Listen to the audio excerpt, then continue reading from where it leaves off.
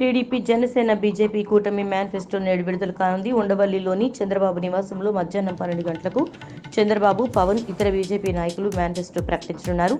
Pension 4,000కు పెంపు, ఏడాదికి 3 ఉచిత గ్యాస్ సిలిండర్లు, మహిళలకు ఉచిత ఆర్టీసీ ప్రయాణం, మెగా డిఎస్సీపై మొదటి సంతకం, వాలంటీర్లకు 10,000 పెంపు వంటి హామీలతో ఎన్డీఏ అభ్యర్థులు ప్రచారం చేస్తున్నారు. నేడు 10th ఫలితాలు విడుదల కానున్నాయి. ఉదయం 11 గంటలకు విద్యాశాఖ ముఖ్య కార్యదర్శి బుర్రా వెంకటేశం ఫలితాలు విడుదల చేయనున్నారు. రాష్ట్ర వ్యాప్తంగా దాదాపు 5 లక్షల మందికి పైగా విద్యార్థులు 10వ తరగతి పరీక్షలు రాశారు. ఎన్నికల్లో గెలిచేందుకు ప్రత్యర్థుల్ని ఇరుకున పెట్టేందుకు ఈడీ, సీబీఐని వాడుకోవడం మోదీకి అలవాటేనని ముఖ్యమంత్రి రేవంత్ రెడ్డి విమర్శించారు. గాంధీ భవన్కు ఢిల్లీ పోలీసులు వచ్చిన సమయంలో సీఎం రేవంత్ రెడ్డి కర్ణాటకలో ఎన్నికల ప్రచారం చేస్తున్నారు. ఢిల్లీ పోలీసుల నోటీసులపై ఆయన స్పందించారు. ఓటుతో మోదీ, అమిత్ షాకు బుద్ధి చెప్పాలని సీఎం రేవంత్ రెడ్డి పిలుపునిచ్చారు. ఎన్నికలకు ముందు జనసేనకు భారీ షాక్ తగిలింది. గాజు గ్లాసు గుర్తుపై వరుస వివాదాలు నెలకొంటున్నాయి. తాజాగా ఎన్నికల సంఘం నిర్ణయం కారణంగా జనసేనకు పెద్ద చిక్కొచ్చి పడింది.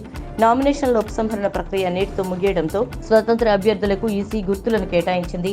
అయితే గాజు గ్లాసు గుర్తును జనసేన పోటీ చేయని స్థానాల్లో పలువురు స్వతంత్ర అభ్యర్థులకు ఈసీ కేటాయించింది.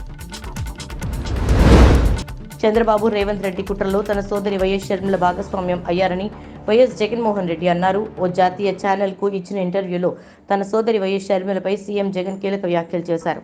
తనపై అక్రమ కేసులు పెట్టిన వాళ్లలో చంద్రబాబు, కాంగ్రెస్ పార్టీ ఉందని, అదే పార్టీలో వైఎస్ షర్మిల చేరడం, పోటీ చేయడం తనకు బాధ కలిగించిందన్నారు. షర్మిల పోటీ చేసినా డిపాజిట్లు కూడా దక్కవని, షర్మిల ఎలాగూ ఓడిపోతుందన్నారు.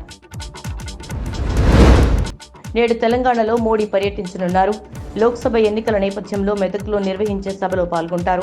ప్రత్యేక హెలికాప్టర్లో ప్రధాని మహారాష్ట్రలోని లాతూర్ నుంచి మధ్యాహ్నం 3:20 బయలుదేరి సాయంత్రం 4:20 సభా స్థలానికి చేరుకుంటారు. సభ తర్వాత 5:55 దుండిగల్ విమానాశ్రయం చేరుకుని అక్కడి నుంచి ఢిల్లీ వెళ్తారు. హైదరాబాద్లోని ఉస్మానియా యూనివర్సిటీ క్యాంపస్లో నీటి కొరతను నిరసిస్తూ విద్యార్థులు ఇటీవల ఆందోళన నిర్వహించారు. తదనంతరం విశ్వవిద్యాలయ అడ్మినిస్ట్రేషన్ డిపార్ట్మెంట్ వేసవి సెలవుల కారణంగా హాస్టళ్లు, మెస్ సౌకర్యాలను మూసివేస్తూ ప్రకటన జారీ చేసింది.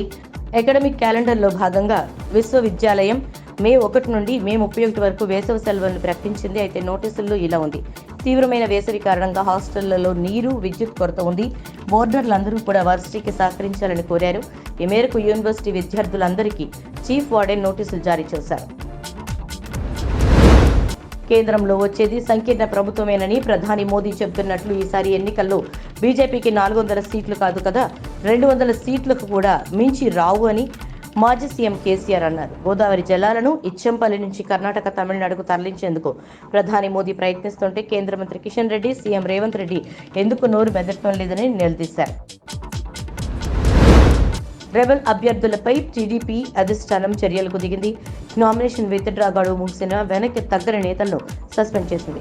అబ్రహాం అరకు, మీసాల గీత విజయనగరం, సూర్యచంద్రారావు పోలవరం, శ్యామ్ కుమార్ అమలాపురం, రాజశేఖర్ సత్యవేడుపై వేటు వేసింది. అధిష్టానం టికెట్ ఇవ్వకపోవడంతో వీరంతా స్వతంత్ర అభ్యర్థులుగా బరిలో దిగారు. దీంతో వీరిపై అధిష్టానం చర్యలు తీసుకుంది. సీఎం వైఎస్ జగన్మోహన్ రెడ్డి ప్రధాని నరేంద్ర మోదీకి దత్తపుత్రుడు అని వైఎస్ షర్మిలారెడ్డి కీలక వ్యాఖ్యలు చేశారు. రాజమండ్రిలో రోడ్ షో, భారీ బహిరంగ సభలో పాల్గొన్న సందర్భంగా ఏపీపీసీసీ చీఫ్ షర్మిల మాట్లాడుతూ చంద్రబాబు, జగన్, పవన్ కళ్యాణ్ ముగ్గురు బీజేపీ వారసులే అని, బి అంటే బాబు, జే అంటే జగన్, పి అంటే పవన్ అని ఆమె అన్నారు. ఆంధ్ర నా పుట్టినిల్లు, తెలంగాణ నా మెట్టినిల్లు అన్నారు. ప్రత్యేక హోదా సాధన కోసం ఏపీలో ప్రశ్నించే గొంతుక కోసం వైఎస్ఆర్ బిడ్డ తిరిగి వచ్చిందన్నారు.